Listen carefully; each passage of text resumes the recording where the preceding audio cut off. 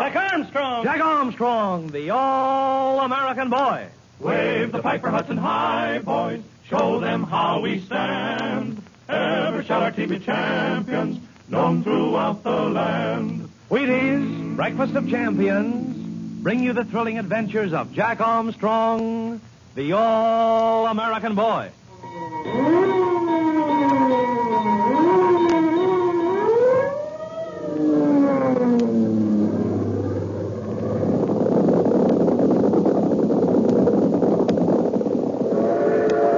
Hey, sound man!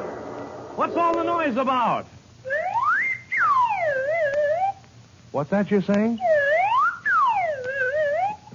Oh, I get it. You want me to make up a sound effects story for the fellows and girls. But you want one about Wheaties? Okay, then. Here we go. Do you hear that alarm clock? It's waking up Slowpoke Sam, the laziest fellow in the neighborhood. And Sam doesn't feel much like getting up either.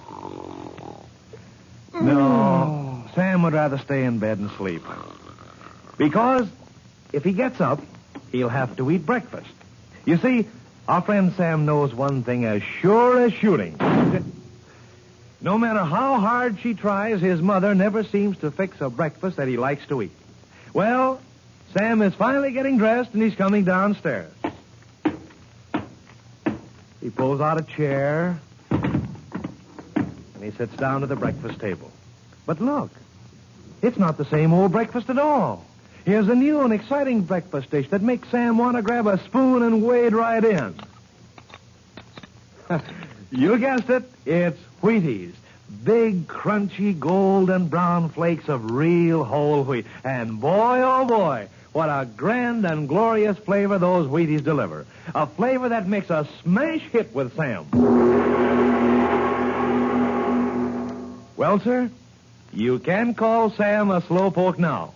The minute that alarm clock rings, he's up and racing downstairs to get his Wheaties. Sam likes them fixed in a big bowl with lots of milk or cream and sliced bananas or some other fruit. He calls that dish a real breakfast of champions. And so will you, I know, when you get yourself some Wheaties. I'm telling you, those Wheaties flakes are good. So downright good, you'll probably want second helpings every morning. Now, be sure to ask for the big orange and blue package with the two famous General Mills trademarks, Wheaties and Breakfast of Champions.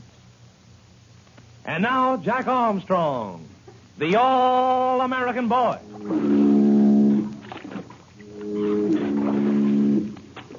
Jack and Billy are rowing their hearts out, getting the last of the supplies aboard the two-masted schooner Spindrift. The Spindrift rides her mooring like a gray ghost, while the San Francisco fog hides her from the view of hostile eyes on shore. The schooner is all ready to start on her perilous journey to the Sulu Sea in the Philippines to recover a precious cargo of uranium sunk off an uncharted reef. Jack and Billy, as they bend to the oars, know that other persons are trying desperately to get possession of a mysterious ring which Uncle Jim had just received. A ring which may contain the secret of the uranium. Betty, alone on the schooner in the fog, is having the fright of her life. But Jack doesn't know it. Yet. Listen. Gosh, Billy, but this fog is thick. Well, you could cut it with a knife. I'll pay, Jack. I bet we've rode 100 miles just taking supplies out to the Spindrift. I know we have. Uncle Jim must be taking on enough stuff to take us to the Sulu Sea and back without stopping. Never saw so much hardtack in all my life. And as for canned food, say, is there anything they don't put in cans these days? And rope, Jack. Why, I bet you we have enough rope to stretch from here to the moon. Don't forget the two most important items. Oh, what are they? Professor Loring's scrap of chart and the ring. Well, I'll agree that we need that chart, Jack, if we're ever going to find his yacht. But doggone if I can figure out why that ring is so important. Well, that gang thinks it's important enough to turn the town inside out to get it from us, even before we start on the trip. I know, Jack. There must be some secret to it that we haven't discovered yet. Have you thought how terribly important this cruise of ours may be? You mean? I mean, if we let that uranium fall into the hands of the wrong kind of people. Yeah, I know, Jack. Maybe with that supply of uranium, they could split the atom and then invent engines that could take airplanes all over the world without stopping. Billy, when I think of this country of ours, with millions of homes stretching from sea to sea, with everybody working and pulling together to have a nation where people can be free and do big, fine things, why, it makes me realize what a terribly important job we've got ahead. Yeah, this is sure one job we've got to make good on, even if we have to get the better of a dozen games. The fog's lifting, Billy. There's the spindrift right ahead of us, like a ghost in the fog. But she's a beauty of a ghost, Billy. Say, do you still think that we're going to have room in the main hold to stow Uncle Jim's auto gyro? You'll be awfully disappointed if we don't. He's flying it over soon. Oh, of course it hasn't any wings, and the windmill rotors come apart. But just the fuselage and motor takes up an awful lot of room. Well, I figured we've left just enough room for it. And you can bet we'll need it.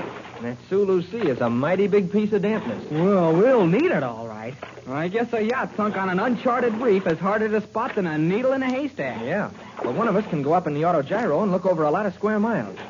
Watch this tide drift, Billy. It's sweeping us right up on the spindrift. I will, Jack. Hi, Betty. Throw us a line, will you? Oh, Jack, Billy, I'm so glad you got here. Hey, here's the line. Oh, I thought you'd never come. Why? What's the matter?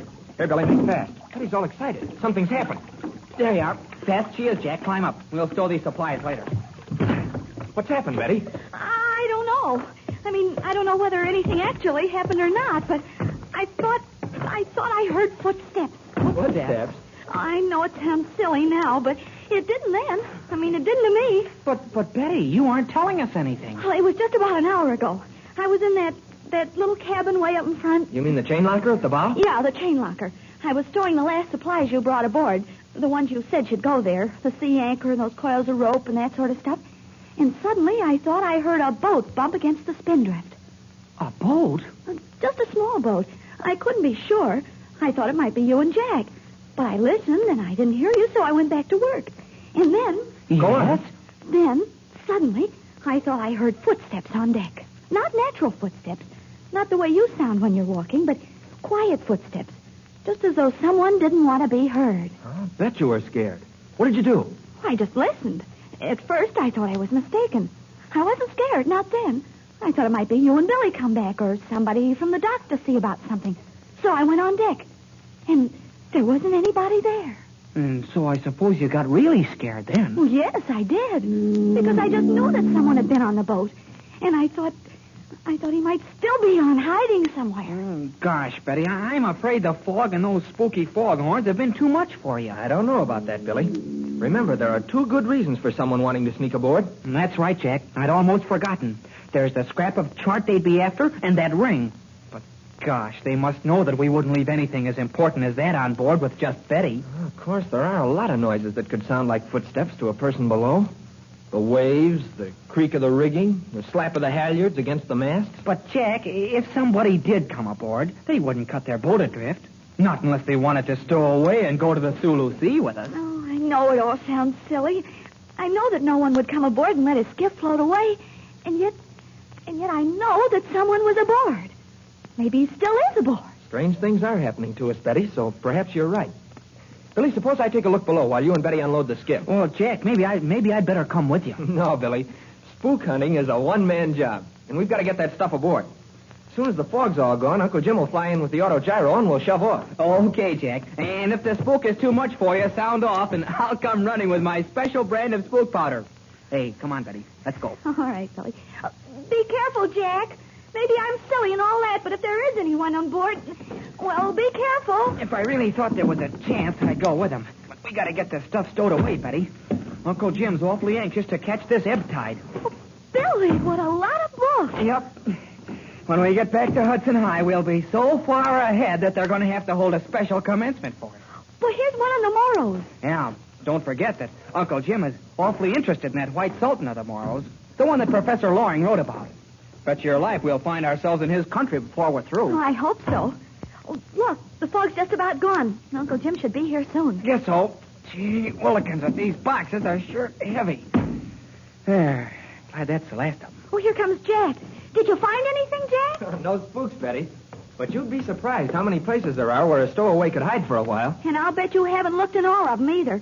I guess I know real footsteps when I hear them. But, Betty, what good would it do anybody to stow away? He couldn't do anything against the four of us. He could while we were asleep. And sail the boat across the Pacific himself? He'd be some man. Hey, look, here comes Uncle Jim. Boy, we got those supplies unloaded just in time, Jack. Look.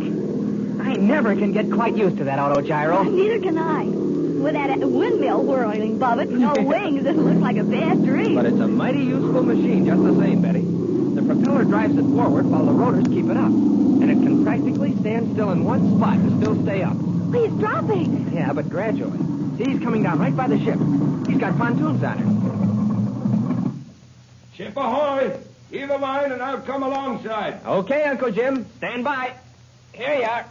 Good shot, Jack. Lend a hand, Billy, and we'll pull him in while he folds up the rotor. Okay. Got your topping lift all rigged? Yep. Fine. Swing out the gas. We'll lift her aboard. Here it is. More spike, Billy. Yeah, man. Let's the hook get down to that eye bolt in the fuselage. There. All set, Uncle Jim? All set. All the way. I'll help. Swell. All together now. Yo ho. Yo ho. Yo ho. Yo ho. Easy there. Ho. Good. Swing her in. Now lower easily. Okay. Take it slow now. Yep. Just a little bit at a time. Okay. Attaboy. Oh, wait till I get out. Okay. Hold it, Jack. Now we'll put her below. Righto. Swing her over the main hold. Lower her gently. And lash her for the ferry well. Betty, Easy, Jack. why do you look so worried? Oh, it's nothing, Uncle Jim.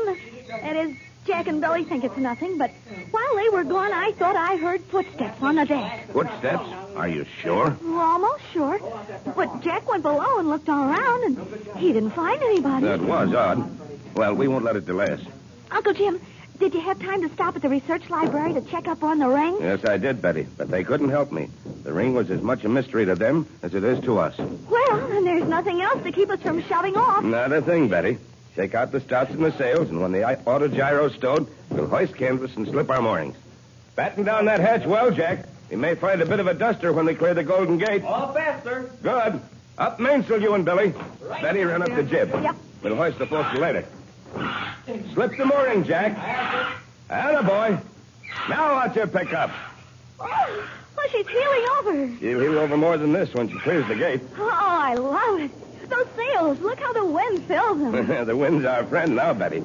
But it may be our worst enemy before this voyage is through. Run down in the cabin like a good girl and get my sweater. You bet, Uncle Jim. This breeze is chilly. Gee, it's good to be under sail again. When do you want me to take my watch at the wheel, Uncle Jim? I'll set the watches after we clear the Golden Gate, Jack. Hey, look at Betty popping up from the cabin.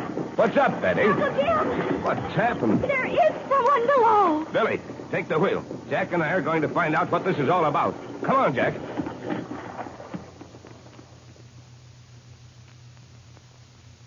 Well, what is this all about?